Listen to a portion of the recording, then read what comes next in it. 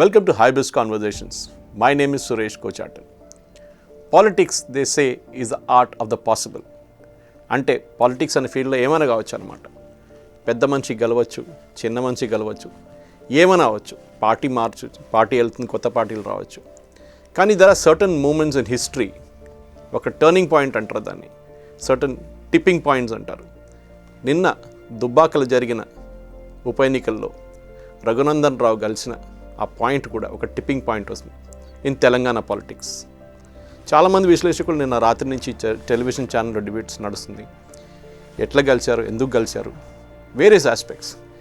కానీ ఇన్ డెప్త్గా చాలా తక్కువ మంది ఇష్యూలు వెళ్ళారు. And one person who knows this entire thing like back of his hand is Sai of Nationalist hub. Sai Krishna in full for people who know him. But Sai has actually travelled the entire constituency of Dubak. In between he had gone to Ladakh for another assignment, but when he came back and తిరిగి వచ్చిన తర్వాత కూడా దుబ్బాక్లో చాలా మటు పర్యటించారు. దుబ్బాక్లో ఉన్న issues గురించి తెలుసుకున్నారు. అక్కడ చాలామంది మాట్లాడారు. అండ్ గర్వంగా చెప్పుకోవాలంటే ఆయనకు ఒక ఫీలింగ్ ఉండే ఆ పాయింట్లో, రఘునందన్ రావు గారు గెలవబోతున్నారని. మార్జిన్ ఉంటుందా లేదా, లేకుంటే టీఆర్ఎస్ గెలుస్తుందా లేదా అని చాలా మటుకు ఊహాలు ఉన్నాయి ఆ టైంలో. కానీ డెఫినెట్గా he had the finger on the pulse అంటారు ఇంగ్లీష్లో. ఆయనకు తెలిసిపోయింది అనమాట. సాయి గారు నమస్కారం, welcome to the show. Thank you. Sai garu, at the outset let me ask you one simple question. మీరు లదాఖ్ నుంచి రిటర్న్ వచ్చిన తర్వాత దుబ్బాకి వెళ్ళారు, దుబ్బాకి పర్యటించారు, Mallanna Sagar dam house teaser మాట్లాడారు, అక్కడ ఉన్న చిన్న చిన్న పట్టణాలు తిరిగారు. దుబ్బాకు బస్ స్టాండ్ గురించి చాలా విన్నాను నేను. సో టు స్టార్ట్ విత్, మీరు అది ఆ పాయింట్, మీరు ఆ ట్రావెల్ చేసినప్పుడు దుబ్బాకి ఫస్ట్ టైం మీకు ఒక ఇంప్రెషన్ ఏమొచ్చింది, అక్కడ ఏం జరుగుతుంది? యాక్చువల్లీ ఎప్పుడైతే దుబ్బాక కాన్స్టిట్యుయెన్సీకి రిప్రజెంట్ చేస్తున్న సోలిపేట రామలింగారెడ్డి మరణించిన తర్వాత, when he passed away, so exact అదే టైంలో నాకు ఒక పాయింట్ ఏముండే అని అంటే, నాకు మేజర్గా నాకు వచ్చింది ఏంటంటే, any by elections in Telugu states, అందులోనూ Telangana, any by elections, so it is cake walk to the ruling party TRS. It is not just by election, it is almost I mean general elections అయినా, by elections అయినా, ఏ elections అయినా కానీ తెలంగాణ రాష్ట్ర సమితిని అసలు tight దాన్ని ఏమంటారు, టగ్ ఆఫ్ వార్ ఇచ్చే పరిస్థితి కూడా లేదు చాలా పార్టీలకి. ఈవెన్ కాంగ్రెస్ కానివ్వండి, అటు బీజేపీ కానివ్వండి, అలాగే ఉన్నారు. సో ఎక్కడో 50,000-60,000 మెజారిటీ తోటి టీఆర్ఎస్ గెలిచిన సందర్భాలు బై ఎలక్షన్స్. సో వేరాజ్ దుబ్బాక అనగానే నాకు ఎందుకంటే దుబ్బాకలో కూడా ఆ ఫైట్ అప్పుడు ఫస్ట్లో కనిపించలేదు. బట్ సోలిపేట రామలింగారెడ్డి చనిపోయిన వెంటనే నేను రఘునందన్ గారితో మాట్లాడిన టైంలో హీఈస్ రెడీ. యాక్చువల్లీ ఆయన నేను రెడీగా ఉన్నాను, మేము వెళుతున్నామనే ఒక ఇండికేషన్ ఆయన ఇచ్చారు. నేను ఎలక్షన్స్లోకి వెళ్తున్నాం, గట్టిగా ఫైట్ చేయబోతున్నామని.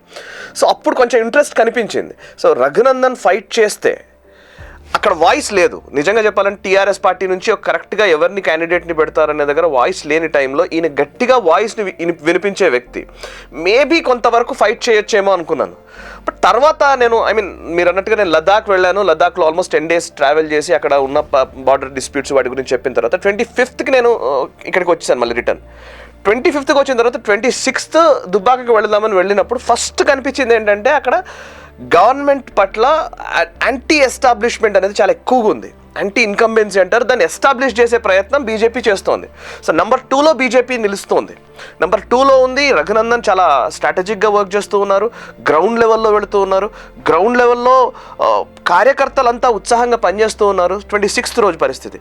తర్వాత 28th, 29th వచ్చేసరికి ఎప్పుడైతే బండి సంజయ్ని అక్కడ డబ్బులు దొరికాయని చెప్పడము, బండి సంజయ్ ఇమీడియట్గా బయలుదేరి రావడము, సిద్దిపేట నుంచి ఆ కమిషనర్ అతన్ని రిటర్న్ కరీంనగర్ పంపించడము, ఆ ఒక్క రోజుతోటి పూర్తిగా అసలు ఫైట్ అంతా కూడా అసలు ఇంకా రఘునందన్ గెలుస్తాడేమో అనే ఒక అభిప్రాయం వచ్చేసింది. సో ఫస్ట్ డేకి చూసిన తర్వాత ఒక యాంటీ ఇన్కంబెన్సీ ఉంది అనిపించిన తర్వాత ఇంట్రెస్టింగ్ గా కనబడుతుంది దుబ్బాక ఎలక్షన్స్ అని మళ్ళీ వెళ్ళడం మొదలు పెట్టారు. ఒక 1 day గ్యాప్ ఇచ్చి మళ్ళీ దుబ్బాక బస్ స్టాండ్ గురించి చెప్తారు. ఎందుకంటే నేను ఎక్కడ విన్నాను, మీరు అక్కడ వస్తున్న ఒక జాగ్రఫికల్ మిక్స్ అన్నారు. అంటే సిరిసిల్ల కానీ, సిద్దిపేట కానివ్వండి, గజ్వేల్ కానివ్వండి, మీతో చిన్న చిన్న టౌన్స్ నుంచి వచ్చే బస్ స్టాండ్ అది. బేసికల్లీ సురేష్ జీ, నేను ఆ ఏరియా నుంచి వచ్చిన వాడినే. దుబ్బాకకి దగ్గరలోనే ఉండే ముస్తాబాద్ మండలానికి చెందినవాడిని నేను. ముస్తాబాద్కి దుబ్బాకకి హార్డ్లీ ఒక 20-30 kilometers ఉంటుంది. సో పెద్దగా దూరం ఏం కాదనమాట. సో ఆ మండలం నుంచి నేను వచ్చాను. అది నాకు ఆ constituency Sircilla constituency, like KTR constituency. ఓవైపు కేటీఆర్ కాన్స్టిట్యుయెన్సీకి చాలా దగ్గరలో ఉండే దుబ్బాక, ఇంకోవైపు సిద్దిపేట హరీష్ రావు కాన్స్టిట్యుయెన్సీకి దగ్గరగా ఉండే దుబ్బాక, ఇంకోవైపు గజ్వెల్కి దగ్గరగా ఉండే దుబ్బాక. సో ఈ 3 కాన్స్టిట్యుయెన్సీస్కి మధ్యలో దుబ్బాక ఉంటుంది. సో దుబ్బాక బస్ స్టాండ్లో నేను అక్కడ ఉన్న వాళ్ళతో మాట్లాడాను. నేను దట్ ఈస్ వాట్ నేను చాలా గర్వంగా చెప్పేది ఏంటంటే, దుబ్బాకకు వచ్చే వ్యక్తులందరూ కూడా బేసికల్లీ అక్కడ ఉండే రూరల్ పీపుల్ ఏమనుకుంటున్నారు, ఓటింగ్ ప్యాటర్న్ ఎట్లా ఉంటుంది దీన్ని చూస్తారు. ఇది నేను అబ్జర్వ్ చేశాను, దీని గురించి నేను మాట్లాడాను. బట్ వేరాస్ దుబ్బాక బస్ స్టాండ్లో ఏంటంటే పరిస్థితి, అంటే ఇంత వ్యతిరేకత ఉందా అంటే దుబ్బాక ఒకటి రేపొద్దున టర్నింగ్ పాయింట్ కాబోతుందా తెలంగాణ పాలిటిక్స్కి అనడానికి దుబ్బాక బస్ స్టాండ్ నాకు ఎగ్జాంపుల్గా కనిపించింది. బికాజ్ ఈ 3 కాన్స్టిట్యుయెన్సీస్ నుంచి వచ్చే వాళ్ళందరూ కూడా వాళ్ళు చెప్తున్నది ఏంటంటే, దుబ్బాక వాళ్ళకి ఒక అవకాశం వచ్చింది, టీఆర్ఎస్కి మనం ఒక రేపొద్దున రాబోయే యాంటీ ఇన్కంబెన్సీని చూపడానికి ఒక అవకాశం వచ్చింది అంటున్నారు వాళ్ళు. సో మెయిన్లీ పాయింట్ ఏంటంటే, మీరు దుబ్బాకలో టీఆర్ఎస్ స్ట్రాటజీ ఏంటంటే మా పాజిటివ్ స్కీమ్స్, అది రైతు బంధు కావచ్చు, అది ఆసరా పెన్షన్లు కావచ్చు. అదే టైంలో బీజేపీ వాళ్ళేమో ఈ కాన్స్టిట్యున్సీ ఇంత దగ్గరున్న ఈ 3 పెద్ద కాన్స్టిట్యున్సీలు సిరిసిల్ల కానివ్వండి, సిద్దిపేట కానివ్వండి, గజ్వేల్ ఉన్న డెవలప్మెంట్ దుబ్బాకకి రాలేదని చెప్పి ఈ 2 క్లాష్ అన్నమాట అక్కడ పాయింట్స్ క్యాంపెయినింగ్. సో దాని గురించి ఇప్పుడు దుబ్బాక బస్ స్టాండ్ మీరు కంటిన్యూ చేయొచ్చు, అక్కడి నుంచి మనం అక్కడికి వెళ్దాం. మొత్తం దుబ్బాక నియోజకవర్గంలో సార్ ఆల్మోస్ట్ 50,000 పైచిలకు, అంటే 50,000 అబోవ్ లబ్ధిదారులు ఉన్నారు. అంటే ఏదో ఒక స్కీమ్ ద్వారా, ఏదో ఒక దాని ద్వారా బెనిఫిషియరీస్ అనమాట వీళ్ళంతా. సో గవర్నమెంట్ స్కీమ్స్ తోటి బెనిఫిషియరీస్ పైన ఖచ్చితంగా గవర్నమెంట్ డిపెండ్ అవుతుంది, ముఖ్యంగా రూలింగ్ పార్టీ డిపెండ్ అవుతుంది. సో దానికి తోడు ఎట్లాగూ మనం అనుకునేదే, ఇప్పుడు యాజ్ జర్నలిస్ట్, సీనియర్ జర్నలిస్ట్గా మీకు ఖచ్చితంగా తెలుసు, మనీ ఎక్కువగా విపరీతంగా మనీని పోర్ చేస్తూ ఉంటారు ఈ ఎలక్షన్స్లో. ముఖ్యంగా బై ఎలక్షన్స్లో అయితే అధికార పార్టీ ఎక్కువగా డబ్బులు పెడుతుంది, అండ్ అధికార యంత్రాంగం ఉంటుంది వాళ్ళకి, ప్రభుత్వము అనుకూలంగా ఉండే వ్యక్తులు ఉంటారు. అండ్ ముఖ్యమైన విషయం ఏంటంటే, ఈ దుబ్బాక ఎలక్షన్స్ తోటి గవర్నమెంట్ మారదు, everybody knows that. So government ఏం మారదు, కానీ ఆ వ్యతిరేకతను ఎస్టాబ్లిష్ చేయాలంటే చాలా కష్టం. ఎందుకంటే గవర్నమెంట్ మారదు అన్నప్పుడు నేను ఓటు వేస్తే, నిన్న మనం చూసాము 23 రౌండ్స్లో ఏ రౌండ్లో ఎక్కడ మాకు ఓట్లు పడ్డాయి, ఎక్కడ మాకు ఓట్లు పడలేదు అనేది ఈజీగా గుర్తించవచ్చు. సో ఊర్లు ఈ ఊర్లో నాకు ఓట్లు పడలేదు అని అంటే ఆ ఊరిని ఎలా చూస్తారో మనకు తెలుసు రేపు పొద్దున. సో ఇది జనరల్గా జరిగేదే. రేపు పొద్దున ఆ భయం ఉన్నప్పటికీ ఆ భయాన్ని అధిగమించి ఓట్లేశారంటే this is a big message to TRS party అనిపించింది. అండ్ మీరు చెప్పినట్టుగా దుబ్బాక బస్ స్టాండ్ నుంచి దుబ్బాక చౌరస్తా ఏరియాల్లో తిరుగుతూ ఉన్నప్పుడు అక్కడ చాలామంది కెమెరాతో నేను ఒక మాక్లైజ్ చేసే ప్రయత్నం చేశాను. కెమెరా పెట్టి మాట్లాడే ప్రయత్నం చేస్తుంటే ఎవరు మాట్లాడలేదు. చాలామంది ఏమంటారంటే, కెమెరా ముందుకు వచ్చి మాట్లాడట్లేదు అని అంటే నాకు వచ్చిన అజంప్షన్ ఏంటి, నేను కెమెరా పక్కన పెట్టి ఏమైంది, ఎట్లా ఉంది పరిస్థితి అని అడిగితే వాళ్ళు ఏం చెప్తున్నారంటే బీజేపీ అండి అంటున్నారు. కెమెరా ముందు మాత్రం మాట్లాడట్లేదు. అంటే వాళ్ళకి భయం ఏంటంటే ఎవరు మాట్లాడారు కెమెరా ముందు అని గుర్తించి వాళ్ళని ఎవరైనా మమ్మల్ని టార్గెట్ చేస్తారేమో, మాకు ఎందుకు ఇబ్బంది అనవసరంగా, రేపు పొద్దున గవర్నమెంట్ ఉండేది ఇదే, కానీ నా ఓటు మాత్రం బీజేపీకి వేయాలని డిసైడ్ అయ్యారు. That is what I mention, ఎగ్జాక్ట్గా మెన్షన్ చేసింది అదే. అండ్ ఇప్పుడు లబ్ధిదారులు అన్నాను కదా నేను, 50,000 అబోవ్ లబ్ధిదారులు ఉన్నారని ఒక అజంప్షన్, ఒక అంచనా ఉంది. సో నాకు బెనిఫిషియరీస్ ఉన్న వాళ్ళందరికీ మీ బెనిఫిషియరీస్ అన్నీ ఇంకా మీకున్న అవన్నీ కూడా ఆగిపోతాయి రేపు పొద్దున, మీకు రావాల్సినవి అన్నీ మేము ఆపేస్తాం, పింఛన్లన్నీ కట్ చేస్తారు, సో ఏముంటే అవి కట్ చేస్తారనే ఒక భావనని కూడా క్యాడర్లో ఒక ఫీలర్స్ వదలడం జరిగింది. రేపొద్దున మీరు టీఆర్ఎస్ కోట్లు వేయలేదనుకో, మీరు ఎవరికేసారో మాకు తెలుస్తుంది, రేపొద్దున మీకు రావాల్సినవి అన్నీ కట్ అవుతాయి అని ఒక పాయింట్. ఇప్పుడు లైక్ మల్లన్న సాగర్ లాంటి రీజియన్లో, ఆ ఏరియాలో అయితే రీహాబిలిటేషన్ అనే సమస్య ఉంది.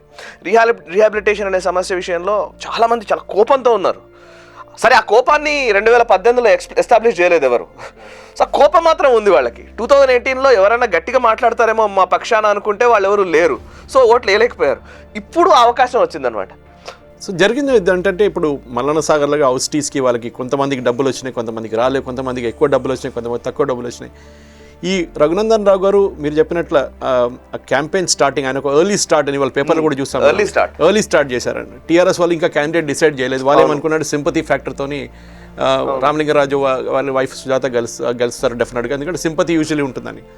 కానీ ఐరన్ ఏంటంటే ఇక్కడ కాంగ్రెస్ పాత చూడాలి, కాంగ్రెస్కి అసలు క్యాండిడేటే లేదు అక్కడ. వాళ్ళు ఎక్కడి నుంచో తీసుకొచ్చిన క్యాండిడేటు ఎలక్షన్ రోజు అయిన తర్వాత మనం చూసాం చాలా మటుకు ఛానల్స్, ఆయన ఎక్కడో వెళ్ళి కూర్చున్నారు, టీఆర్ఎస్ వాళ్ళతో కూర్చున్నారు. ఇదొక స్ట్రాటజీ అనుకుంటారా టీఆర్ఎస్ వాళ్ళది? వాళ్ళే పంపించారా లేకుంటే ఈ క్యాండిడేట్ సెలెక్షన్? ఎందుకంటే బీజేపీలో కూడా చాలా మట్టుకు రఘునందన్ రావు తరఫున, ఎందుకంటే దానికన్నా కొన్ని నెలల ముందే అనుకుంటా ఆయన సస్పెండ్ కూడా అయ్యారు పార్టీ నుంచి కొన్ని రోజులకి, మళ్ళీ దాని తర్వాత వచ్చారు. కానీ ఒక టీఆర్ఎస్ పాలిట్ బ్యూరో మెంబర్గా ఉన్న రఘునందన్ రావు గారు లాస్ట్లో బీజేపీ క్యాండిడేట్ కావడం, ఆయన్ని పార్టీ డిసైడ్ చేసి ఒక అథరైజేషన్ ఇవ్వడం, దాని తర్వాత బీఫామ్ ఇచ్చి ఇక్కడ కాంగ్రెస్ టీఆర్ఎస్ ఏమో లాస్ట్ మినిట్ దాకా కాంగ్రెస్ ఆ క్యాండిడేట్ పెట్టాలన్నా వద్దనుకొని లాస్ట్లో వాళ్ళ దగ్గర ఉన్న క్యాండిడేట్ ఇంకెక్కడికి వెళ్ళిపోయిండు, వీళ్ళు రిటర్న్ ఈమెన్ తీసుకున్నారు. సో ఈ క్యాండిడేట్ సెలెక్షన్ ఇట్లాంటి ఎలక్షన్లో, క్రూషియల్ ఎలక్షన్లో ఎంత ఇంపార్టెంట్ అంటారు? ఖచ్చితంగా. సోలిపేట రామలింగారెడ్డి, నేను కాన్స్టిట్యుయెన్సీకి ఒకసారి మనం హిస్టరీ గమనించి చూస్తే సార్, హిస్టరీ దుబ్బాక కాన్స్టిట్యుయెన్సీ గతంలో దొమ్మాట కాన్స్టిట్యుయెన్సీ అని ఉండేది. 2009లో పునర్విభజన తర్వాత దుబ్బాకగా మారింది. సో అందులో 1-2 మండలాలు కూడా చేరాయి. ఇప్పుడు నార్సింగ్ లాంటి మండలము ఇవి చేరాయి. బేసికల్లీ అక్కడ మొదటి నుంచి కూడా 89 నుంచి అనుకుంటాను, సబ్జెక్టివ్ కరెక్షన్, 89 నుంచి చెరుకు ముత్యాన్ రెడ్డి రిప్రజెంట్ చేశాడు ఆ కాన్స్టిట్యుయెన్సీని. చెరుకు ముత్యాన్ రెడ్డి కొడుకే ఈరోజు కాంగ్రెస్ తరఫున నిలబడ్డది. ఆయన టీడీపీ నుంచి ఫస్ట్లో పోటీ చేశాడు, గెలిచాడు. 89, 90, 94 అండ్ 99 ఎలక్షన్స్లో ఆయన గెలిచారు. బట్ 2004లో ఓడిపోయారు. 2004కి తెలంగాణ రాష్ట్ర సమితి ఎమర్జ్ అయింది. తెలంగాణ రాష్ట్ర సమితి ఎమర్జ్ అయినప్పుడు కేసీఆర్ సొంత జిల్లా, అప్పుడు ఇంకా ఉమ్మడి జిల్లా కదా, మెదక్ జిల్లా కాబట్టి కేసీఆర్ సొంత జిల్లా. అండ్ అందులోనూ సోలిపేట రామలింగారెడ్డి ఏంటంటే జర్నలిస్ట్గా ఆయనకి మంచి పేరుంది. అండ్ కొంత ఎక్స్ట్రీమిస్ట్, ఈ మావోయిస్ట్ భావజాలం కూడా ఆ ఏరియాలో ఎక్కువ. సో మావోయిస్ట్ భావజాలం ఎక్కువ ఉన్న ఏరియా అండ్ కొంత ఎక్స్ట్రీమ్ భావజాలం నుంచి వచ్చిన సోలిపేట రామలింగారెడ్డి క్యాండిడేట్. ఆయన జర్నలిస్ట్గా పనిచేశారు. సోలిపేట రామలింగారెడ్డి 2004లో గెలిచారు. అంతకుముందు 3 టర్మ్స్ ముత్యంరెడ్డి టీడీపీ తరఫున గెలిచారు. 2004లో సోలిపేట రామలింగారెడ్డి గెలిచారు. 2008లో బై ఎలక్షన్స్ వచ్చాయి, తెలంగాణ కోసమని బై ఎలక్షన్స్ వచ్చినప్పుడు 2008లో మళ్ళీ సోలిపేట రామలింగారెడ్డి గెలిచారు. 2009కి వచ్చేసరికి జస్ట్ విత్ ఇన్ 1 ఇయర్ 2009కి వచ్చేసరికి కాంగ్రెస్ అప్పుడు చాలా మంచి పవర్ఫుల్గా ఉంది రాజశేఖర్ రెడ్డి హయాంలో. రాజశేఖర్ రెడ్డి ప్రాభావం ఎక్కువగా ఉన్న టైంలో చెరుకు ముత్యాన్ రెడ్డి కాంగ్రెస్లో చేరి కాంగ్రెస్ టికెట్ నుంచి పోటీ చేసి గెలిచాడు 2009. సో అంటే నా మేజర్గా ఏంటంటే 2009-14 వరకు, మనం 14లో మళ్ళీ సోలిపేట రామలింగారెడ్డి గెలిచారు. అంటే టీడీపీని పూర్తిగా చూశారు. టీడీపీకి సంబంధించిన గవర్నెన్స్, ఎవరైతే టీడీపీ బాగా గట్టిగా పనిచేస్తున్న టైంలో, అంటే కొంచెం స్వింగ్లో ఉన్న టైంలో టీడీపీని ఆదరించారు. తర్వాత టీఆర్ఎస్ పుంజుకుంటున్న టైంలో టీఆర్ఎస్ వైపు కూడా చూశారు. టీఆర్ఎస్ పుంజుకుంటున్న టైంలో టీఆర్ఎస్ వైపు ఉన్నారు. కాంగ్రెస్ బలంగా ఉన్న టైంలో కాంగ్రెస్ని కూడా చూశారు. సో ప్రజలకు ఏంటంటే ఒక మార్పు ఇంకొక పార్టీకి ఇస్తే అవకాశం ఏముంది తప్పు, బీజేపీకి ఒకసారి అవకాశం ఇచ్చి చూద్దాం, ఇన్ని పార్టీలు చూసాం కదా అని ఒక అభిప్రాయం ఒకటి. నెంబర్ 2 సింపతి అని మీరు అన్నారు, చాలా ఇంపార్టెంట్ వర్డ్. సింపతి కేవలం సుజాత పైన మాత్రమే కాదు సార్. ఇప్పుడు లైక్ సోలిపేట రామలింగారెడ్డి సతీమణి కాబట్టి, ఆమె భార్య కాబట్టి, ఆయన భార్య కాబట్టి ఆమె పైన సింపతి ఉండడం అనేది ఒక point. At the same time ఇటుపక్కకు వస్తే చెరుకు ముత్యాన్ రెడ్డి ఈ మధ్యనే మరణించారు. చెరుకు ముత్యాన్ రెడ్డి తనయుడైన కొడుకైనటువంటి చెరుకు శ్రీనివాసరెడ్డి పైన కూడా సింపతి ఉంటుంది.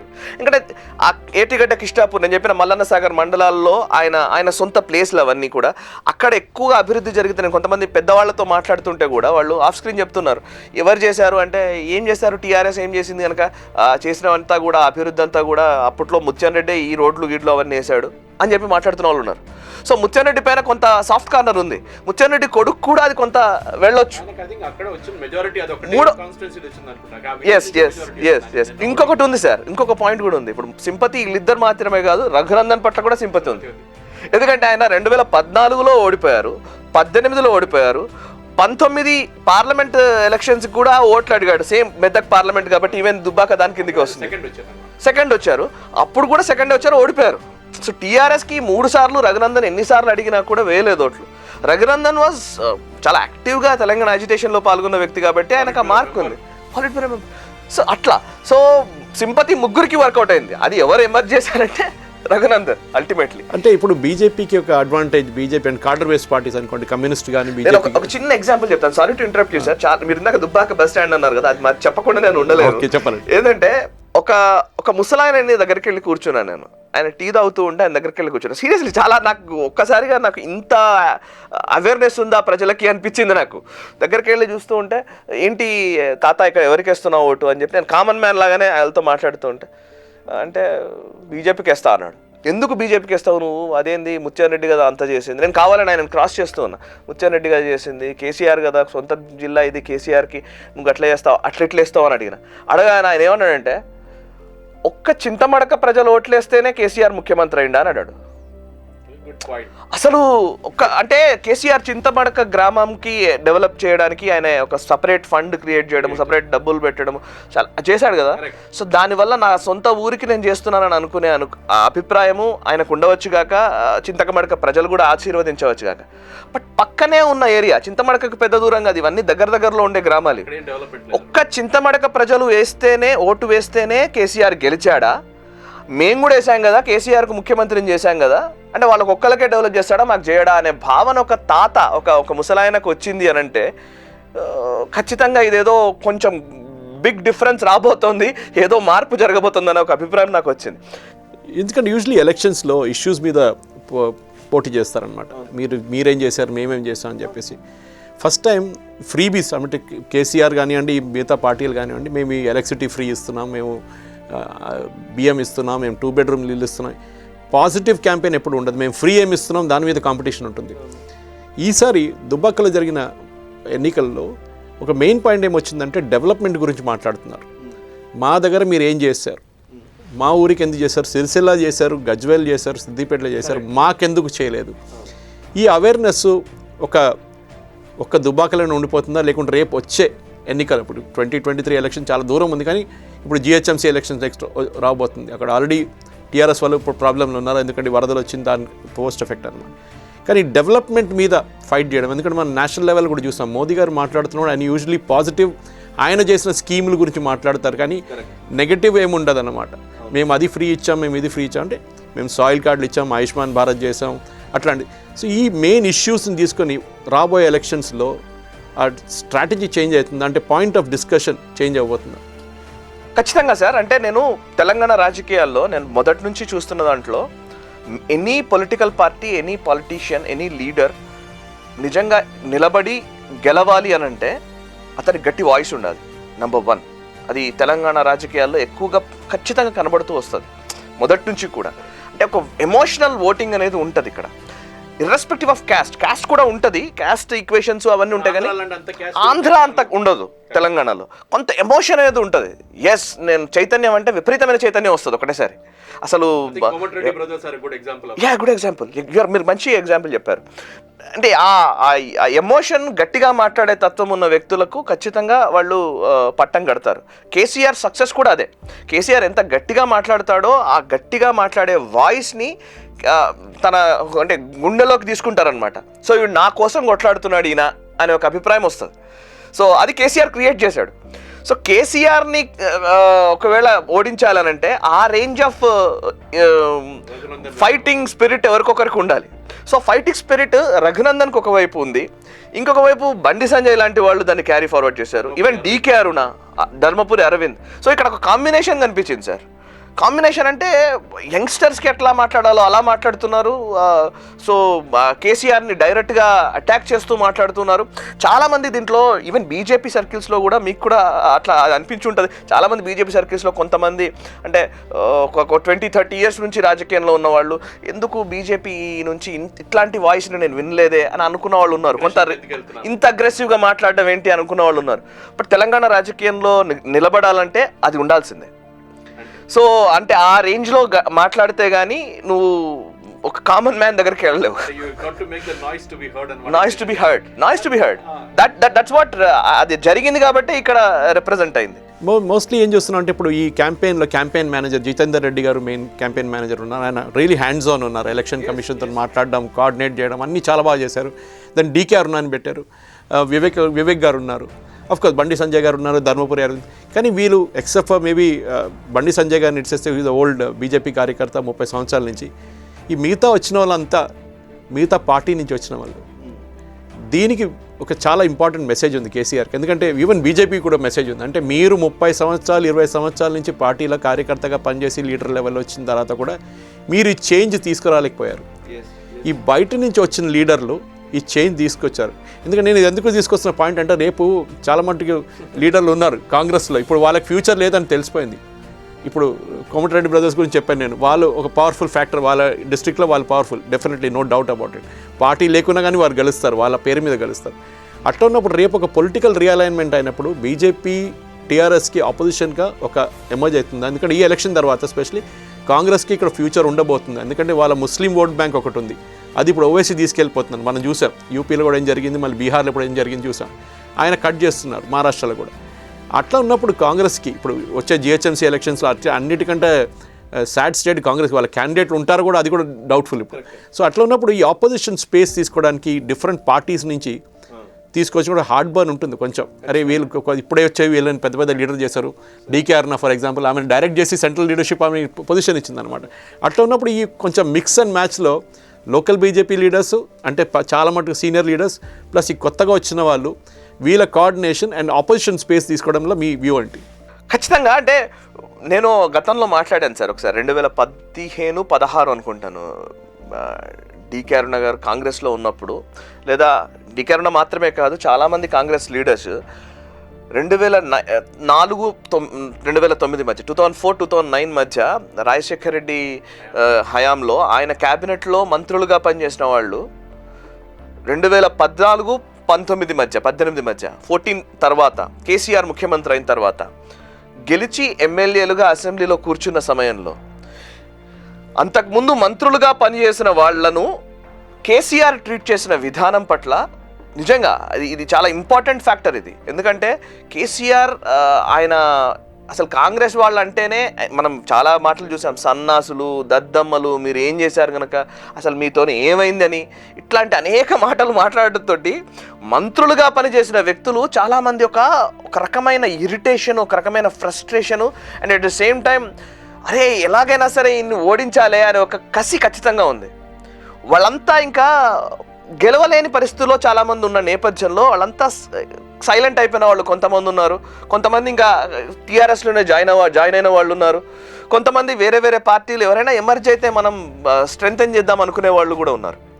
సో ఈ ఈక్వేషన్స్లో తెలంగాణలో కనబడుతోంది అది చాలా స్పష్టంగా. ముఖ్యంగా రెడ్డి సామాజిక వర్గానికి సంబంధించిన సీనియర్ నాయకులు, అది కాంగ్రెస్లో ఉన్నవాళ్ళు, కాంగ్రెస్ నిలబడి కొట్లాడి మనకు టీఆర్ఎస్ని ఛాలెంజ్ చేయగలిగే పరిస్థితి ఉంటే కాంగ్రెస్ని స్ట్రెంగ్తెన్ చేయడానికి సిద్ధంగా ఉన్నారు. బట్ కాంగ్రెస్లోనే ఇంటర్నల్ పాలిటిక్స్ విపరీతంగా ఉన్నాయి. కాంగ్రెస్లో అసలు ఎవరు ఏంటి మాట్లాడుతున్నారు, ఎందుకు మాట్లాడుతున్నారు, అందరూ టీఆర్ఎస్కి అనుకూలంగానే ఇక్కడ వ్యవహరించే నాయకత్వం ఉందనే అభిప్రాయం కూడా ఉంది. సో నిన్న ఓవైసీ ఏదో చర్చలో అన్నట్టుగా పొలిటికల్ లీడర్షిప్ ఇంపార్టెంట్ అని ఆయన అన్నమాట నిజంగా ఓవైసీ అన్నాడు. సో బేసికల్లీ ఇక్కడ ఆ సిచ్యువేషన్లో ఉన్నప్పుడు మీరు అన్నట్టుగా DK Aruna is a very good fighter. 100% Mahabubnagar జిల్లాలో తమ పాత్ర, తమ ప్రభావము చాలా గట్టిగా ఉంటుంది. ఒక పొలిటికల్ ఫ్యామిలీ నుంచి వచ్చిన నాయకురాలు ఆవిడ.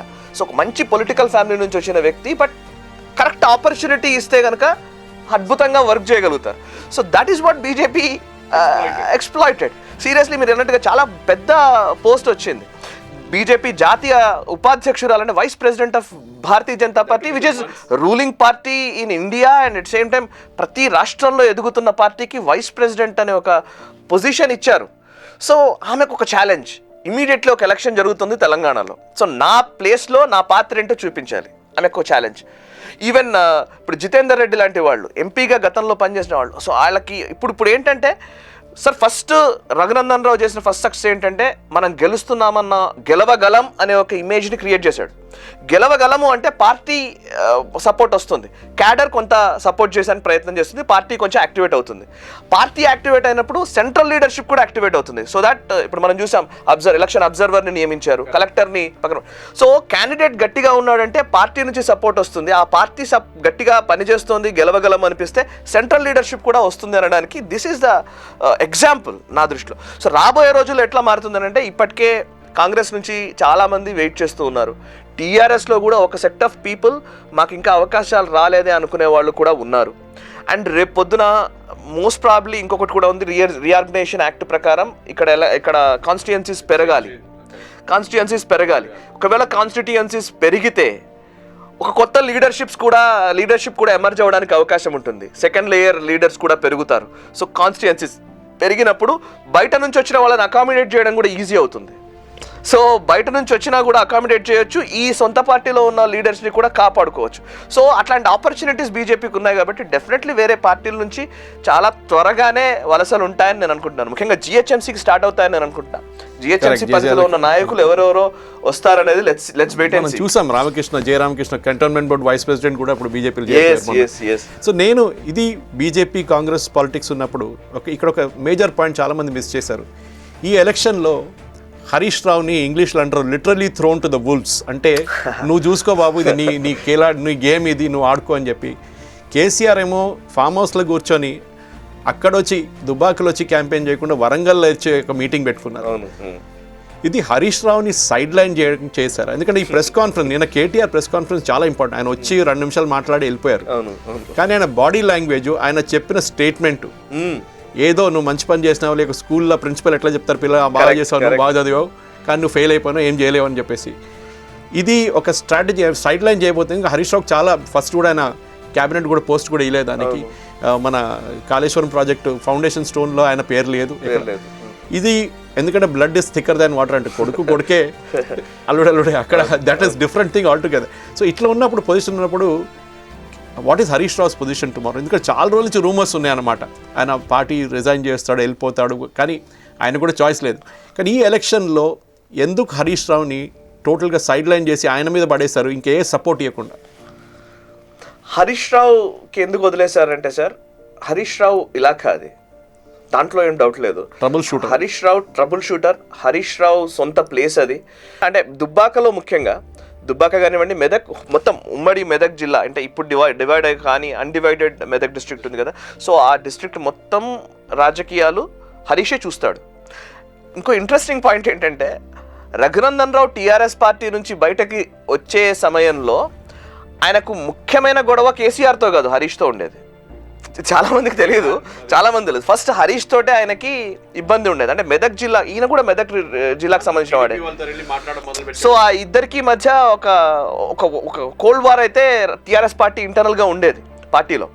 ఆ తర్వాత హరీష్కి ప్రాధాన్యతనివ్వడం అనే కాన్సెప్ట్లోకి టీఆర్ఎస్ వెళ్ళడంతో, ముఖ్యంగా అది కేసీఆర్ వెళ్ళడంతో రఘునందన్ వచ్చాడన్న మాట కూడా ఉంది. సో రఘునందన్ అంటే హరీషే మేజర్ ఇన్వాల్వ్ అయ్యే వ్యక్తి టీఆర్ఎస్లో. అఫ్కోర్స్ కొంత పర్సనల్గా అనవచ్చు, ఇప్పుడు లేకపోవచ్చు నాకు తెలిసి. ఇక్కడ గతానికి ఇప్పటికి తేడా ఉంది. సో ఎందుకంటే ఇప్పుడు కేసీఆర్ అండ్ కేటీఆర్ ఇంకా ఎక్కువ ఎనిమిటీ కలిగి ఉన్న వ్యక్తులు రఘునందన్ తోటి. సో ఇప్పుడు నేను ఆలోచిస్తే హరీష్కి ఆయన సంబంధించిన ఏరియా, అక్కడ ఏ నియోజకవర్గమైనా ఎక్కడ ఎలక్షన్స్ అయినా కానీ హరీషే టేక్ కేర్ చేస్తాడు, మొదటి నుంచి హరీషే. ఇప్పుడు కూడా హరీష్కే బాధ్యతలు అప్పచెప్పారు.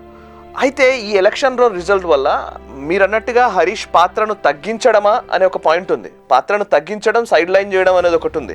At the same time Harish ఇంకాస్త గట్టిగా ఎమర్జ్ అవుతారని నేను అనుకుంటున్నాను. మరి మేబీ ఏంటంటే, టీఆర్ఎస్ పార్టీలో మొదటి నుంచి అజిటేషన్లో పాల్గొని వచ్చిన వ్యక్తులు, అంటే 2001లో టీఆర్ఎస్ ఏర్పడిన నాటి నుంచి 2014 వరకు కరెక్ట్గా పార్టీని బలోపేతం చేయడంలో నిలిచిన నాయకత్వం ఒకటి ఉంది. ఇప్పుడు ఈటెల రాజేందర్ లాంటి వాళ్ళు, రసమై బాలకృష్ణ, వీళ్ళందరూ సైడ్ లైన్ అయిపోయారు. ఇప్పుడు చూడండి మీరు, నాయన్ నరసింహారెడ్డి లాంటి మనిషి, ఆయన జనతా పార్టీలో, సుబ్రహ్మణ్యం స్వామి ఆయన ఇద్దరే ఉన్నారు లాస్ట్లో పార్టీలో. అవును. అక్కడి నుంచి ఆయన మళ్ళీ టీఆర్ఎస్కి వచ్చిన తర్వాత ఆయన హోమ్ మినిస్టర్ చేశారు. అఫ్కోర్స్ ఇక్కడ ఉన్న హోమ్ మినిస్టర్ అసలు ఏం పవర్ లేవు. అవును.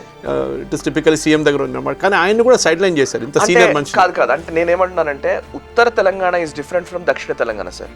హైదరాబాద్ అండ్ దక్షిణ తెలంగాణ, సౌత్ తెలంగాణ. ఉత్తర తెలంగాణ ఏంటంటే నిజామాబాద్, కరీంనగర్, వరంగల్, ఇవి hot bed of TRS. So ఈ 3 చాలా ఇంపార్టెంట్ ప్లేసెస్, డిస్ట్రిక్ట్స్ వాళ్ళకి. అండ్ మెదక్. సో మెదక్లో ఒక ఇగ్నిషన్ మొదలైంది. మెదక్ మాత్రమే కాదు, కరీంనగర్ పార్లమెంటు కోల్పోయారు, అండ్ నిజామాబాద్ పార్లమెంట్ కోల్పోయారు, అటు ఆదిలాబాద్ పార్లమెంట్ కోల్పోయారు. సో ఉత్తర తెలంగాణలో ఒక బీజేపీ ఎమర్జ్ అవుతోంది అనే విషయం చాలా స్పష్టంగా కనబడుతుంది. మీకు ఎగ్జాంపుల్ చెప్తాను, ఇంక్లూడింగ్ మై విలేజ్. నేను సిరిసిల్ల నియోజకవర్గంలోనే ఒక గ్రామం, ఆవునూరు అనే ఒక ప్లేస్ మాది. నేను నా మొత్తం జీవితంలో చిన్నప్పటి నుంచి ఇప్పటి వరకు బీజేపీకి సంబంధించిన ఒక 10 ఎలక్షన్స్లో చూడలేదు సార్. అయితే టీడీపీతో పొత్తున్నప్పుడు చూసాం, కానీ బీజేపీకి సంబంధించిన క్యాడర్ అసలు లేదు. ఫస్ట్ నుంచి ఎక్స్ట్రీమిస్ట్ భావజాలం ఎక్కువ ఉన్న ప్లేస్. బట్ ఫస్ట్ టైం అక్కడ ఒక ఎంపీటీసీ గెలిచాడు బీజేపీకి సంబంధించిన వ్యక్తి. సర్పంచ్ లేదా యంగ్స్టర్స్ అందరూ కూడా నిన్న రఘునందన్ ఇక్కడ గెలిస్తే అక్కడ ర్యాలీ చేశారు ఆ ఊర్లో. మా ఊర్లో ఈ పరిస్థితి ఏంటి అని నేను చాలా ఆశ్చర్యపోతున్నాను బేసికలీ. సో ఆ వాతావరణం క్రియేట్ అయింది. ఉత్తర తెలంగాణ క్యాడర్ ఇంపార్టెంట్ అన్నప్పుడు ఉత్తర తెలంగాణ క్యాడర్ అంతా కూడా హరీష్ని బేస్ చేసుకొని నడిచిందే మొదటి నుంచి. హరీష్ నడిపించిన వ్యక్తులే, హరీష్తో పాటు నడిచిన వ్యక్తులే. 2007లో కేటీఆర్ వచ్చాడు అజిటేషన్లోకి. సో కేటీఆర్ అంతా కూడా ఈరోజు కేటీఆర్ వెనకాల ఉన్న వ్యక్తులు, ఆయనతో పాటు నడుస్తున్న వ్యక్తుల్ని మనం గమనిస్తే అంతా కూడా తర్వాత వచ్చిన వ్యక్తులే. అజిటేషన్లో హార్డ్ కోర్ అజిటేషన్లో నిలబడ్డ వ్యక్తులు. ఇప్పుడు రైలు రోకో అనుకోండి, కేసీఆర్ రైలు రోకో చేయాలనో రాస్తా రోకో చేయాలనో ఒక పిలుపునిస్తే అజిటేషన్ టైంలో హరీష్ ఒక్కడే ఉండేవాడు. ఎన్ని అడ్డంకులు పెట్టినా, ఎంతమంది పోలీసులు అరెస్ట్ చేసినా హరీష్ అక్కడ తేలేవాడు. నేను చూసాను, నేను మంచిర్యాల లాంటి ప్లేసుల్లో అక్కడ అసలు మంచిర్యాలకి ఎవరు వెళ్ళడానికి వీలు లేకుండా మొత్తం అష్టదిగ్బంధనం చేశారు. బట్ హరీష్ వెళ్ళాడు అక్కడికి, ఓ బుల్లెట్ వేసుకొని అక్కడికి వెళ్ళి అటు తిరిగి ఇటు తిరిగి ఏదో కష్టపడి అక్కడ కనబడి అక్కడ తెలంగాణ జెండా పెట్టి ఉద్యమంలో పాల్గొన్న వ్యక్తి. సో కేటీఆర్కి ఆ చరిత్ర లేదు. కేటీఆర్కి మేనేజింగ్ స్కిల్స్ ఉన్నాయి కావచ్చు, బాగా మాట్లాడతాడు కావచ్చు. శ్రీనివాస్ యాదవ్ లాంటి వాళ్ళు, మైనంపల్లి లాంటి మాస్ లీడర్షిప్ ని మొబిలైజ్ చేయడంలో, పోలరైజ్ చేయడంలో హరీష్ ఇస్ న్యాచురల్ లీడర్. ఈ శివసేన లాగా అనమాట. శివసేనలో బాల్ ఠాకరే తర్వాత ఎవరైనా అడిగారు, పెద్ద క్వశ్చన్ ఉండే. ఐ థింక్ సంథింగ్ సిమిలర్ ఇక్కడ. అది కూడా ఫ్యామిలీ పార్టీ, ప్రైవేట్ లిమిటెడ్, ఇది కూడా ప్రైవేట్ లిమిటెడ్. అప్పుడు అక్కడ కూడా కొడుకు ఉన్నాడు, కానీ కొడుకు కన్నా కేపబుల్ రాజ్ ఠాకరే ఉన్నాడు. హరీష్ రావు ది రోల్ నేను రాజ్ ఠాకరేతో మ్యాచ్ చేస్తున్నాను. కేటీఆర్ రోల్ పక్కన పెట్టడం అవన్నీ ఉన్నాయి.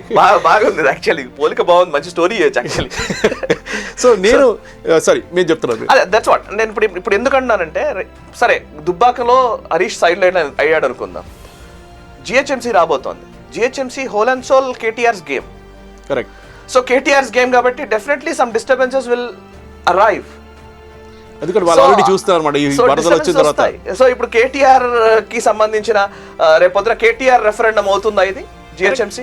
సో నిజంగా టీఆర్ఎస్ తీసుకుంటుందా చూడాలి మరి మనం. ఎందుకంటే జిహెచ్ఎంసీలో కూడా అంతే పోరాటం మొదలవుతుంది. నాకు తెలిసి ఇప్పుడు దానం నాగేందర్ ఇట్లాంటి వీళ్ళని కొంచెం యాక్టివేట్ చేస్తూ ఉన్నారు. మళ్ళీ ఇప్పుడు వాళ్ళ మినిస్ట్రీలోకి తీసుకోవచ్చు అండ్ చాలా మార్పులు చేయవచ్చు కాక. బట్ అంటే బేసికల్లీ ఒక బై ఎలక్షన్స్ తోటి హరీష్ రావు పాత్రను మొత్తం తీసేయాలనుకుంటే అది కేసీఆర్కే నష్టం.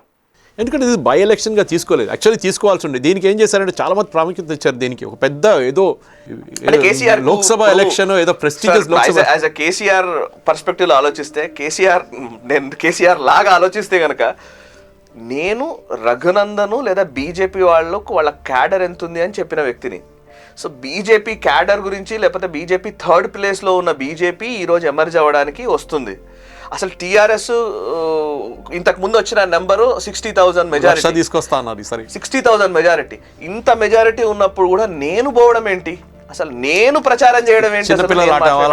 వాళ్ళు ఆడుకుంటారు, గెలిస్తే అసలు ఛాన్సే లేదు అనుకునే ఒక పరిస్థితిలో ఉంటాడు. కానీ కొంతమంది అంటున్నారు అది కాదు యాక్చువల్లీ. అక్కడ ఆయనకు ఒక మెసేజ్ కూడా వచ్చింది, ఇంటెలిజెన్స్ రిపోర్ట్స్ వచ్చింది అనమాట, that Raghunandan is getting strong. అక్కడ వెళ్ళి మీటింగ్ అడ్రస్ వేసి రేపు రఘునందన్ గెలిస్తే అది కేసీఆర్ మీద కూడా వస్తుంది. ఇప్పుడు వచ్చేదేమో మొత్తం తప్పులంతా ఆయన హరీష్ రావు మీద వేసుకోవచ్చు. కేటీఆర్ కూడా వెళ్ళలేదు అక్కడికి. సో ఇది ఫ్యామిలీ కూ అంటారా ఇది? ఎందుకంటే సైడ్ లైన్ అని చెప్పట్లేదు, డెఫినెట్గా వాళ్ళకి తెలుసు Harish Rao is a natural leader, సిద్దిపేటలో ఆయనకు హోల్డ్ ఉంది. కానీ వీళ్ళిద్దరు కాన్స్టిట్యున్సీ కూడా అక్కడే ఉంది సార్. అంటే అదే సార్, పొలిటికల్గా గేమ్లో మనం ఎప్పుడు మొదటి నుంచి చూసినా కూడా, సో ఇప్పుడు మోదీ ఉన్నారనుకోండి, రాహుల్ గాంధీ అనే పేరు తీసుకోకుండానే ఆయన విమర్శలు చేస్తాడు, అసలు పేరు తీయరు ఆయన అసలు. సో అక్కర్లేదు, ఆయన నా సమవుజ్జి కాదు అనే ఒక అభిప్రాయంలో ఉండవచ్చు, నా లెవెల్ వేరు అనుకోవచ్చు. ఇప్పుడు లైక్ గతంలో మనం జగన్ని చూసాం. జగన్ అనేక విమర్శలు చేసేవాడు సోనియా గాంధీకి అగేన్స్ట్గా. సోనియా గాంధీ నుంచో లేకపోతే కాంగ్రెస్ కోర్ కమిటీ నుంచో ఒక్క మాట కూడా జగన్ గురించి మాట్లాడేవాళ్ళు కాదు, కేవలం స్టేట్ లీడర్షిప్ తోటే మాట్లాడిచ్చేవాళ్ళు. సో ఇప్పుడు కేసీఆర్ కూడా అదే అనుకుంటాడు. సో నేను రఘునందన్ గురించి నేను మాట్లాడడం ఏంటి, లేదా బండి సంజయ్ గురించి నేను మాట్లాడడం ఏంటి అనుకుంటాడు. సో ఒక ఎంపీగా మొన్న గెలిచిన వ్యక్తి లేకపోతే ఇట్లా అనుకోవచ్చు. బట్ దట్ ఈస్ రాంగ్ అసలు. ఎనీ ఎలక్షన్ ఖచ్చితంగా నువ్వు లాస్ట్ వరకు కొట్లాడాల్సిందే, దాన్ని గెలవాల్సిందే. సో దాంట్లో ఇంకా మళ్ళీ వేరే ఆలోచనలు ఉండకూడదు. బట్ అలా ఆలోచించాడు కాబట్టే ఇప్పుడు ప్రజలు బుద్ధి చెప్పారేమో. సో అండ్ ఇంకొక పాయింట్ కూడా ఉంది సార్, ప్రజల గురించి ఆలోచిస్తే 3 అంశాలు నాకు చాలా సీరియస్గా కనపడుతున్నాయి. ఎలక్షన్స్లో డబ్బు అనుకోండి, మనీ పంచడం అనే కాన్సెప్ట్ వచ్చింది అనుకోండి. ఇప్పుడు టీఆర్ఎస్ వాళ్ళు చేసింది ఏంటి అంటే, బీజేపీ చేసింది ఏంటంటే, డబ్బులు మా ఇంట్లో పెట్టేసి మా డబ్బుల్ని ఆపే ప్రయత్నం చేస్తున్నారని ఒకటి ఎక్కువ ఎస్టాబ్లిష్ చేశారు. అండ్ ఆ ఎస్టాబ్లిష్మెంట్లో హరీష్ రావు కానీ, టీఆర్ఎస్ నాయకులు కానీ, లేకపోతే వీళ్ళకి సంబంధించిన వాళ్ళు కానీ టీఆర్ఎస్ డబ్బులు పంచట్లేదా? కానీ అది కూడా ఒక ఎలక్షన్ లో ఒక టర్నింగ్ పాయింట్ జరిగింది అనమాట. ఆ రోజు అప్పుడు దాకా ఎలక్షన్ చాలా నార్మల్ గా నడిచింది, కానీ ఆ రోజు 2 ఇన్సిడెంట్స్ జరిగింది. ఒకటి మీరు చెప్పినట్టు డబ్బులది, నెక్స్ట్ ఏమో బండి సంజయ్ని కార్లు వేసి కొట్టడం. అది చూసి చాలా మంది హైదరాబాద్ నుంచి కార్యకర్తలు, హైదరాబాద్ ఒకటే కదా, నేను వాళ్ళ పేపర్ చదివాను, విపరీతంగా అక్కడ వెళ్ళి ఎక్కడో భైన్సా నుంచి వచ్చారు సార్, నాతో సెల్ఫీ దిగా ఎక్కడో భైన్సా నుంచి వచ్చారు. అంటే ఆ కోపం, ఎందుకంటే వీళ్ళు అది డబ్బు కరెక్టా లేదా మనం చెప్పలేము, కానీ ఆ చేసింది కావాలని చేశారు వీళ్ళని ఒక కోపం వచ్చింది కార్యకర్తల్లో. అది మీరు అనుకుంటారు ఈ దుబాక్ ఎలక్షన్లో that was the turning point అని? 3 M's are there sir, money, Mallanna Sagar, Mudiraj and Munnuru Kapu. So caste equations కూడా ఖచ్చితంగా ఉన్నాయి ఇక్కడ. ముదిరాజ్ ఓట్లు ఎక్కువ ఉన్నాయి, మున్నూరు కాపు ఓట్లు ఎక్కువ ఉంటాయి. సో ఆ 2 కాస్ట్లు ఎక్కువ పనిచేశాయి. ఇట్స్ అంటే మనీ ఉంది, మల్లన్న సాగర్ ఇష్యూ ఉంది. సో నేను మనీలో వస్తే కామన్ మ్యాన్ ఏమంటున్నారంటే, నేను last ending day, I mean first రోజు అనుకుంటాను, ఆ రోజు నేను ఎలక్షన్ ప్రచారంతో ఇంకా ఆ రోజు క్లోజ్. ఆ రోజు నేను ఒక వ్యక్తి దగ్గరికి వెళ్ళి అడిగాను, సో ఏమైంది మరి డబ్బులు ఎంత ఇస్తున్నారు అని అడిగా. మామూలుగానే అడిగితే డబ్బులు చాలా ఇస్తున్నారు అంటే, అటువైపు ఇస్తున్నారు ఇటువైపు ఇవ్వాలని ట్రై చేస్తున్నారు. కాదయ్యా అసలు వీళ్ళని ఎందుకు ఆపుతున్నారు వీళ్ళు మాకు డబ్బులు ఇచ్చేటప్పుడు? ఒకవేళ బీజేపీ పంచాలనుకున్నా టీఆర్ఎస్ ఆపుతోందనే ఒక ఇమేజ్ లోపలికి వెళ్ళింది. మాకు వచ్చే డబ్బుల్ని టీఆర్ఎస్ ఆపుతోంది అనుకుంటాడు కామన్ ఓటర్, నిజంగా డబ్బు తీసుకోవాలనుకునేవాడు. ఇప్పుడు టీఆర్ఎస్ డబ్బులు ఇస్తోంది, ఓకే, బీజేపీ కూడా ఇస్తా అంటోంది కదా, వాళ్ళని ఇవ్వకుండా ఆపుతున్నావు నువ్వు. సో ఆ డబ్బులు కూడా మాకు రావాల్సిందే. సో నేను ఓటేయాల్సింది ఎవరికి వేయాలో నేను డిసైడ్ అవుతాను, దట్ ఈస్ డిఫరెంట్. బట్ ఒక కామన్ ఓటర్కి ఆలోచించేటప్పుడు నా డబ్బుల్ని వాళ్ళ పాపం డబ్బులు ఇవ్వాలనుకున్నా ఇవ్వనివ్వకుండా చేస్తున్నారేమో అనే అభిప్రాయం రావచ్చు. సాయి గారు, మీరు చాలా మటుకు నేషనల్ లెవెల్లో కూడా పాలిటిక్స్ గురించి కామెంటరీ చేస్తారు, మీరు చాలా మటుకు అబ్జర్వ్ చేస్తుంటారు. ఇప్పుడు జరిగే ఈ ఎలక్షన్లో బీజేపీ లీడర్స్, ఇవాళ నరేంద్ర మోదీ గారు ట్వీట్ చేశారు. యూజువల్ ఒక బై ఎలక్షన్ రిజల్ట్కి మోదీ గారు ఎప్పుడు ట్వీట్ చేయరు. ఫస్ట్ టైం ట్వీట్ చేసి దాంట్లో కార్యకర్తలకి లీడర్లకి ఇద్దరికి ఒక కైండ్ ఆఫ్ ఆయన కాంప్లిమెంట్ ఇచ్చారు. ఇప్పుడు బీజేపీ కూడా ఏమంటుందంటే, మాకు ఒక బీచ్ హెడ్ అంటే మాకు ఒక ఎంట్రీ పాయింట్ వచ్చేసింది తెలంగాణలో. ఒక సీటే గెలిచారు కానీ ఇప్పుడు 2 ఉంటారు అసెంబ్లీలో, కానీ ఒక స్టార్టింగ్ పాయింట్ ఇక్కడ నుంచి. ఎందుకంటే కర్ణాటకలో మీరు ఒక 20 సంవత్సరాల ముందే చూస్తే బీజేపీ అక్కడ అసలు లేదు, కర్ణాటకలో సంథింగ్ లైక్ తెలంగాణ ఉన్నప్పుడు. కానీ అక్కడ ఇప్పుడు బీజేపీ లీడింగ్ ప్లేయర్, అక్కడ గవర్నమెంట్ వాళ్ళది. ఉత్తరప్రదేశ్లో ఒక టైంలో బీజేపీ వాజ్ నంబర్ 3, బీహార్లో ఇప్పుడు కూడా they are number 2, but seat wise they are number 1. Okay, కానీ మనం ఏం చూస్తున్నామంటే స్లోలీ బీజేపీ ఇప్పుడు శివసేనతో వాళ్ళు ఒక చిన్న లెసన్ నేర్చుకున్నారు. నెక్స్ట్ టైం మహారాష్ట్రలో వాళ్ళు మొత్తం సీట్లు వాళ్ళే పోటీ చేస్తారు.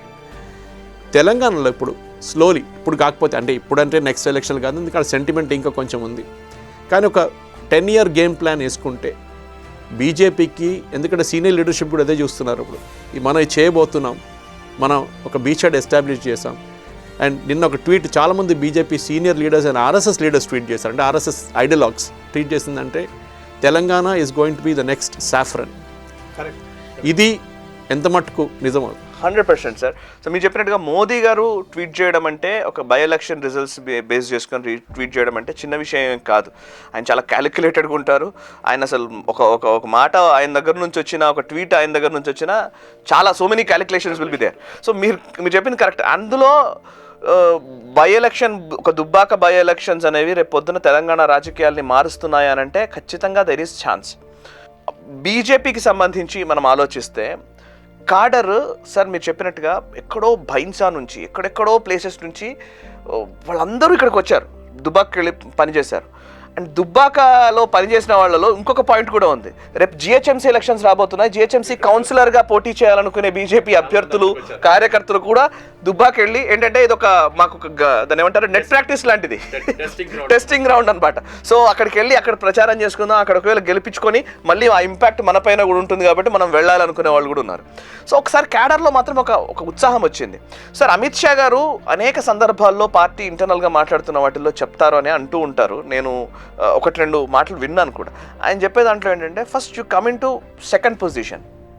సో ఫస్ట్లోకి తీసుకురావడం ఈజీ, ఫస్ట్లోకి తీసుకొచ్చే ప్రయత్నం బీజేపీ సెంట్రల్ లీడర్షిప్ తీసుకుంటుంది. బట్ మీరు సెకండ్లోకి రండి అట్లీస్ట్. బెంగాల్లో నడుస్తుంది. సో ఆంధ్రప్రదేశ్లో కూడా మీరు ఒకరిద్దరు లీడర్లతో మాట్లాడుతున్నప్పుడు అసలు మీరు ఎక్కడో 3rd లో ఉన్నారు, ఏదో 5% 6% ఓట్ షేర్ను పెట్టుకొని మీరు ఏం మాట్లాడుతున్నారు మీరు అన్నట్టుగా ఆయన గట్టిగానే వార్నింగ్ ఇచ్చిన సందర్భాలు ఉన్నాయంట గతంలో, నాకు తెలుసు, నేను మాట్లాడుతూ విన్నాను. ఈవెన్ తెలంగాణలో కూడా అదే పరిస్థితి. సో సెకండ్లో మేము ఉన్నాము అని చెప్పగలిగితే, మీరు సెకండ్లో ఉంటే సెంట్రల్ లీడర్షిప్ కొంత దృష్టి పెడుతుంది, ఇక్కడ వాళ్ళు ఎఫర్ట్స్ పెడతారు, లేదంటే ఎఫర్ట్స్ ఇంత పెట్టి అది ఫలితం లేని దానికి ఎందుకు అనే ఆలోచన కూడా ఉంటుంది. So second leadership BJP, second పొజిషన్లో బీజేపీ ఉందన్న విషయాన్ని బాగానే ఎస్టాబ్లిష్ చేయగలుగుతూ ఉన్నారు. ఇప్పుడు అది ఎస్టాబ్లిష్ అయినట్టు కనబడుతుంది. ముఖ్యంగా పార్లమెంట్ ఎలక్షన్స్, వెంటనే దుబ్బాక ఎలక్షన్స్, ఈ దుబ్బాక ఎలక్షన్స్కి ముందే అధికార మార్పిడి జరగడం, ముఖ్యంగా అధ్యక్ష మార్పిడి జరగడం.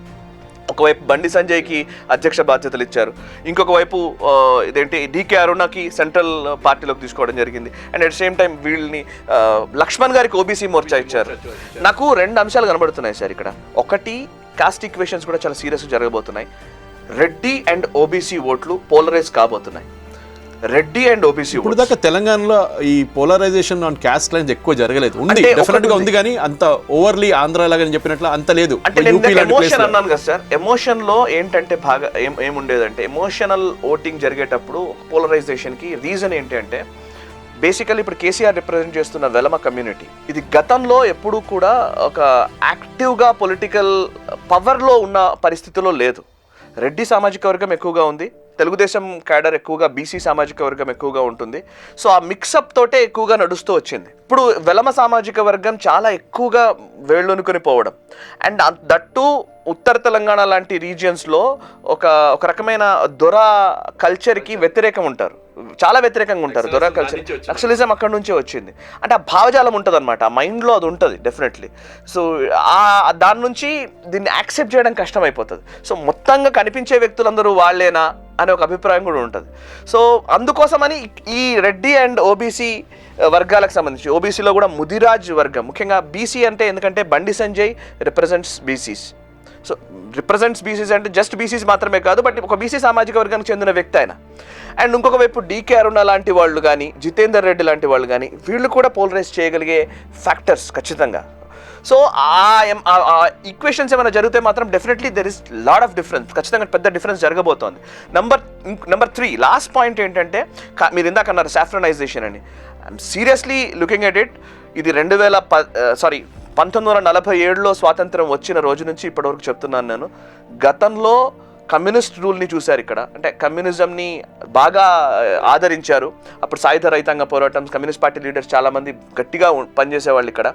సో కమ్యూనిజంని చూశారు, సోషలిస్ట్ పార్టీగా చెప్పబడే నెహ్రూ ఎరాని చూశారు.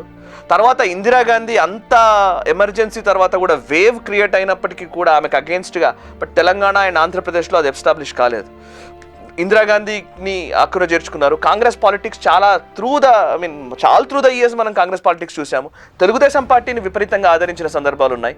సో ఇప్పుడు మిగిలిందల్లా అంటే కమ్యూనిజం అయిపోయింది, సోషలిజం అయిపోయింది, అన్ని ఇజాలు అయిపోయిన తర్వాత మిగిలేది హిందూయిజం ఏమో అనిపిస్తుంది. సో అది ఇగ్నైట్ చేయగలిగితే డెఫినెట్లీ బీజేపీకి బండి సంజయ్ గారు క్లియర్ గా చెప్పారు, మేము కాషాయం గోల్కొండ కిలా మీద వెళ్ళి ఎగరేస్తాం, ఆ రోజు బీజేపీ ఇక్కడ పవర్లో వస్తుంది తెలంగాణ. క్లియర్ గా ఆయన డెఫినేషన్, వాళ్ళు స్ట్రాటజీ వాళ్ళు హైడ్ చేయట్లేదు. అదే వాళ్ళు మా హిందుత్వ, మా Hinduism will be our focus area అని క్లియర్ గా చెప్తున్నారు. తెలంగాణలో అదే ఇంపార్టెంట్. నిన్న కూడా చూసాం మనం, అది ర్యాలీలో, సిద్దిపేటలో జరిగిన ర్యాలీలో కూడా జై శ్రీరామ్ నడుస్తుంది అక్కడ అంతా, రఘునందన్ రావు గారు చేసినప్పుడు. కానీ at the last parting shot, ఇప్పుడు చూసిన పాలిటిక్స్కి, తెలంగాణలో చూసిన పాలిటిక్స్ మీరు కరెక్ట్గా చెప్పారు. ఆంధ్రాలో అసలు ఏం జరగట్లేదు. Tripura is a very good example. BJP ఎప్పుడు లేని త్రిపురలో కాంగ్రెస్ని ఓడిగొట్టి సెకండ్ పొజిషన్కి వచ్చి అక్కడి నుంచి కమ్యూనిస్ట్ వాళ్ళు, ఎన్ని సంవత్సరాలు కమ్యూనిస్ట్ వాళ్ళు అక్కడ పరిపాలన చేస్తారు, వాళ్ళని కూడా తరిమి కొట్టారు అక్కడి నుంచి. ఇదొక చేంజింగ్ ఈక్వేషన్స్ అంటే, ఎందుకంటే బీజేపీ యూజువలీ ఒక north Indian party, cow belt party అంటారు యూజువలీ. అక్కడి నుంచి బీజేపీ కిందకి రాదు. సౌత్ ఇండియాలో ప్లేసే లేదు. తమిళనాడులో ద్రావిడియన్ మూవ్మెంట్, కేరళలో కమ్యూనిస్టు, కాంగ్రెస్, అక్కడ రిలీజియన్ ఎక్కువ ప్రాబ్లం. కానీ కర్ణాటకలో ఒకటి ఎస్టాబ్లిష్ చేసుకున్నారు. ఆంధ్ర ఇంకా టైం పట్టొచ్చు, ఎందుకంటే అక్కడ ఇంకా జగన్కి ఒక ఆధిక్యత ఉంది. అక్కడ ఆయన ఒక ఎస్టాబ్లిష్ చేసుకున్నారు అక్కడ. కానీ తెలంగాణ బీజేపీ ఒక ఎక్స్పెరిమెంట్గా తీసుకొని ఇంకా ఆంధ్రాని కూడా కాన్కర్ చేయడానికి, let us start working on it. మీరు ఒక లాంగ్ టర్మ్ పర్స్పెక్టివ్ చూస్తే ఈజ్ ద సెంట్రల్ లీడర్షిప్కి ఇదొకట్లా ఒక ఆలోచన ఉందండి. ఖచ్చితంగా ఉంది సార్. అంటే ఇక్కడ యాక్టివిటీ ఇక్కడ ఉంది అనిపిస్తే డెఫినెట్లీ వాళ్ళు దీని మీద కాన్సన్ట్రేట్ చేస్తారు. యాక్టివిటీని క్రియేట్ చేసే బాధ్యత ఇక్కడ లోకల్ లీడర్షిప్ది. లోకల్ లీడర్షిప్ కరెక్ట్గా దాన్ని వినియోగించుకుంటే, ప్రతి ఇష్యూని మనం రేజ్ చేయగలిగితే, ప్రతి ఇష్యూ పట్ల మనం మాట్లాడగలిగితే ఎంతో కొంత. ఇప్పుడు మీరు నిన్న నేను ఒక చిన్న గెస్చర్ చెప్తాను. ఎలక్షన్ రిజల్ట్స్ వచ్చిన వెంటనే బండి సంజయ్ ఒక స్టేట్మెంట్ ఇచ్చారు, గంగుల శ్రీనివాస్ యాదవ్కి నా ఈ విజయాన్ని చేస్తున్నారని శ్రీనివాస్ యాదవ్కి. సో ఇట్లాంటివి చాలా ఇంపార్టెంట్. గన్ పార్క్ దగ్గరికి వెళ్ళడం, ఒక press meet Telangana TRS exactly sir. ఇప్పుడు బీజేపీ అయినా కాంగ్రెస్ అయినా తెలంగాణ రాష్ట్ర సమితి అయినా అందరు లీడర్స్ తెలంగాణ అజిటేషన్ లో పాల్గొన్న వాళ్ళే. తెలంగాణ సో సో నువ్వు దాన్ని ఆ ఇష్యూని పక్కన పెట్టి మాట్లాడే పరిస్థితి ఉండదు. నువ్వు పక్కన పెట్టావంటే కనుక కేసీఆర్కి మళ్ళీ ఇంకొక అస్త్రం ఇచ్చినట్టే. లైక్ టీడీపీని తీసుకొచ్చి ఇక్కడ ప్రచారం చేయడం, అప్పుడు ఇమీడియట్లీ చూసారా కేసీఆర్ అన్న మాట విన్నారు మీరు 2018లో, అది మొత్తం గేమ్నే మార్చేసింది. ఏంటంటే కాంగ్రెస్ ఉత్తమ్ కుమార్ రెడ్డి అండ్ వీళ్ళంతా కలిసి అమరావతి వెళ్ళి అక్కడ చర్చలు చేస్తూ ఉన్నారు సీట్ల పంపకాల గురించి టీడీపీకి. కథ ఇమీడియట్లీ ఆయన అన్నాడు, ఇంతకుముందు ఢిల్లీ పోయేవాళ్ళు కాంగ్రెస్ వాళ్ళు ఇప్పుడు అమరావతి పోతున్నారు, ఇంకా అయిపోయింది మన పని, మళ్ళీ తెలంగాణ ఇంత కొట్లాడి తెచ్చుకున్న తెలంగాణని ఆంధ్ర తాకట్టు పెడతారా అన్నాడు. సో అక్కడ నుంచి మొత్తం గేమే మారిపోయింది. ఎమోషన్స్ ఉంటాయి. సో మనం ఈ తెలంగాణ అజిటేషన్ ని, ఆ చరిత్రని మనం మర్చిపోవాల్సిన అవసరం లేదు. That at the same time ఒక జాతీయ పార్టీగా ఉన్న నాయకులు ఆంధ్ర విషయంలో మాట్లాడాల్సిన అవసరం కూడా లేదు. ఆంధ్రాకి సంబంధించి ఎటువంటి సమస్య లేదు, ఇప్పుడు అయిపోయింది ఇంకా అది. బట్ తెలంగాణ అనే ఒక కాన్సెప్ట్ మాత్రం ఉంది ఇంకా ప్రజల్లో, దాన్ని గుర్తించాలి. లాస్ట్ అండ్ ఫైనల్ గా మీరు ఇందాక అడిగిన దాంట్లో ఒకటి కనబడుతుంది అంటే ఈక్వేషన్స్ ఆర్ ఎప్పుడు అది డైనమిక్ గా ఉంటాయి సార్. పొలిటిక్స్ మీకు ఎట్లా తెలియదు కాదు, మీరు ఎట్లా మాట్లాడుతూ ఉంటారు. బేసికలీ నేను చాలా చిన్నవాడిని మీ ముందు మాట్లాడాలంటే. సో డైనమిక్స్ ని అర్థం చేసుకునే ఆ దిశగా నడవాలంటే ఫస్ట్ గ్రౌండ్ లో ఉండాలి.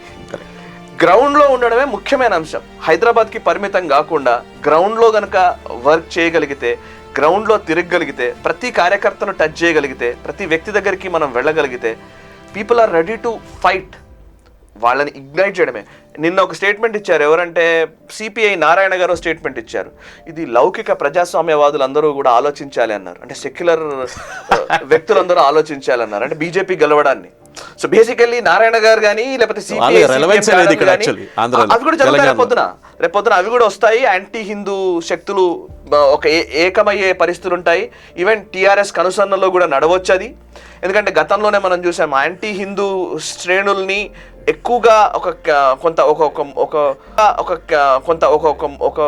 ఒక పోలరైజ్ చేసే ఒక ప్రయత్నం కూడా జరుగుతుంది. నిన్న రాత్రి డిబేట్ లో ఒక టిఆర్ఎస్ రిప్రజెంటేటివ్ ఉన్నారు, స్పోక్స్ పర్సన్. ఆయన ఏం చెప్పారంటే బీజేపీ స్పోక్స్ పర్సన్ హిందుత్వం అని చెప్తే మీరేం హిందుత్వం, మా కేసీఆర్ మీకన్నా ఎక్కువ హిందుత్వం అన్నారు. ఆయన యాగాలు చేస్తాడు, ఆయన గుడికి వెళ్తాడు, గుడి కట్టిస్తున్నాడు పెద్దది యాదాద్రిలో, మీరేం మాట్లాడుతున్నారు. కానీ at the end of the day ఇప్పుడు చూసినట్లయితే ఒక ఎలక్షన్ ఒకటి నడుస్తోంది సార్. మీరు స్వేరోస్ గురించి విన్నారు, ఒకవైపు స్వేరోస్ ఇష్యూ నడుస్తోంది, ఇంకోవైపు బుద్ధిజం పేరుతోటి కొంతమందిని పోలరైజ్ చేసే ఒక ప్రయత్నం కూడా జరుగుతోంది. అండ్ గతంలో మనం చూస్తే లెఫ్ట్ ఫ్రంట్ ఒకటి ఏర్పాటైంది. సిపిఎం, సిపిఐ, లేకపోతే కొన్ని కంచాయిలయ లాంటి వాళ్ళు లిబరేషన్ ఫ్రంట్ లాంటిది ఒకటి ఏర్పాటు చేయడం జరిగింది. సో ఇవన్నీ యాక్టివేట్ అవుతాయి. ఎవరి ఇంట్రెస్ట్తో యాక్టివేట్ అవుతాయనేది లెట్స్ వెయిట్ అండ్ సీ. అది ప్రేక్షకులకు చెప్పేద్దాం. ఏ ఇంట్రెస్ట్లతో వస్తాయనేది రేపు పొద్దున ఎమర్జ్ అయ్యే అవకాశాలు ఉంటాయి. సో ఎప్పుడైతే హిందూ అన్నామో యాంటీ హిందూ ఫోర్సెస్ కూడా ఆటోమేటిక్గా వస్తాయి. వాళ్ళందరూ ఎవరికి పోలరైజ్ చేసేవాళ్ళు గతంలో, రాబోయే రోజులు ఎవరికి పోలరైజ్ అవుతారు, అయ్యే ప్రయత్నం చేస్తారనేది తెలుసు. బట్ ఓటర్సు, ప్రజలు చాలా జాగ్రత్తగా ఉన్నారు, వాళ్ళకి కరెక్ట్గా తెలుసు. So in the interest of ఒక పర్టికులర్ పార్టీ అయితే కనుక ఖచ్చితంగా వాళ్ళు కూడా తిరస్కరించే అవకాశం ఉంటుంది. సాయి గారు, ఆయన మీరు చాలా బిజీ మంచి, మీరు మీ కంపెనీ, మీ నేషనల్ సబ్ దాంట్లో మీరు వెళ్ళి మళ్ళీ మీ ప్రోగ్రామ్ స్టార్ట్ చేయాలి వాళ్ళ రికార్డింగ్లని. సో ఇక్కడికి వచ్చి మా దగ్గర హైబీస్ టీవీకి వచ్చి మాట్లాడి చాలా ధన్యవాదాలు. Thank you very much. చాలా టైం మీరు మాట్లాడారు. బేసికల్లీ నేనే అనుకుంటాను, సురేష్ కొచాటల్ గారు, ఆయన సీనియర్ జర్నలిస్ట్, ఆయన నాతో మాట్లాడడం లేకపోతే నాతో కొన్ని విషయాలు తెలియజేసే ప్రయత్నం చేయడం, థ్యాంక్ యూ వెరీ మచ్ అండి. బికాస్ మీ ఎక్స్పీరియన్స్ చాలా గొప్పది. బికాస్ మీరు ప్రింట్ మీడియా నుంచి వచ్చారు, బేసికల్లీ ఎలక్ట్రానిక్ మీడియాలో అంత విషయమే లేదు అని నేను అనుకుంటున్నాను. సో అట్లీస్ట్ చదవడానికి, తెలుసుకోవడానికి అవకాశం ఉన్న నేపథ్యంలో ఆ అవకాశాన్ని నేను సద్వినియోగం చేసే ప్రయత్నం చేస్తున్నాను. With all your support and blessings. Thank you very much. ఇది దుబ్బాక స్టోరీ. దుబ్బాకలో జరిగిన ఒక ఎలక్షన్, ఇది కథ. ఎందుకు దుబ్బాక ఇంత ఇంపార్టెంట్ అనుకుంటారు. అక్కడ జరిగింది ఏంటి, దీని గురించి సాయి గారు చాలా క్లియర్గా ఎక్స్ప్లెయిన్ చేశారు. ఆయన అక్కడ ఉన్నారు, దుబాకలో ఏం చూశారు, ఎందుకు జరిగింది. ఒక ఉప ఎన్నిక ఇంత ప్రెస్టీజియస్గా తీసుకొని కేసీఆర్ గారు, కేటీఆర్ గారు, హరీష్ రావు గారు ఎందుకు వెళ్ళారు, దీంతో తెలంగాణలో వచ్చే రోజుల్లో ఏ మార్పులు వస్తుంది, ఇది మనం చూడాల్సిందే. ఇది ఒక waiting game. Thank you for watching hybrids conversations.